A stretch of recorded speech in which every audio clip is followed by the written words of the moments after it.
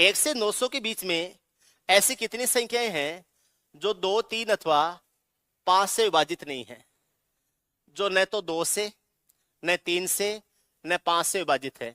वो संख्याएं पूछी हैं 1 से 900 तक। देखो मैं इसका एक तरीका बताता हूं। एक तो अपना वाला जो तरीका है वो है ही है, इसका एक डायरेक्ट मेथड और बताता हूं। इसको एक डायरेक्ट मेथड और, अगर कोई संख्या 2 से डिवाइड है तो मैं ऐसे संख्या लिख रहा हूं 1, 2, 3, 4, 5, 6, 7, 8, इनमें देखा तो 2 से डिवाइड संख्या ये है, ये है, ये है और ये है, यानी हर दूसरी संख्या 2 से डिवाइड है, यानी हर 2 में से एक संख्या 2 से डिवाइड है।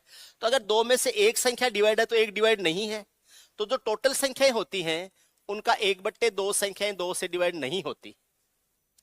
ऐसे ही 3 से डिवाइड संख्याएं, 3 से डिवाइड जैसे मैंने 1, 2, 3 लिया, फिर 4, 5, 6 लिया, फिर 7, 8, 9 लिया, तो हर तीसरी संख्या जो है, हर तीसरी संख्या जो है वो 3 से डिवाइड होती है।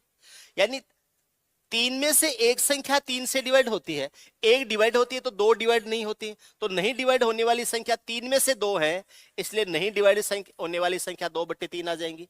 उसके बाद में कह रहा है 5 से, तो 5 के लिए जैसे मैं लिखता हूं 1, 2, 3, 4, 5 है, फिर 1, 2, 3, 4, 5 है, तो 5 में से एक डिवाइड हो रही है, 5 में से एक डिवाइड हो रही है, तो 5 में से एक डिवाइड हो रही है तो 4 डिवाइड नहीं हो रही है, तो जो टोटल संख्याएं हैं उनका 4/5 है वो डिवाइड नहीं हो रही है।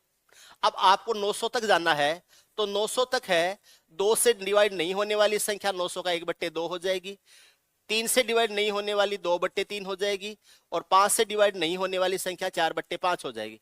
15 का दुगुना 30, 30 से कट जाएगा 30 बार, 30 का दुगुना 60, 6 का चौगुना 24, 240, ऐसे आ जाएगा 240।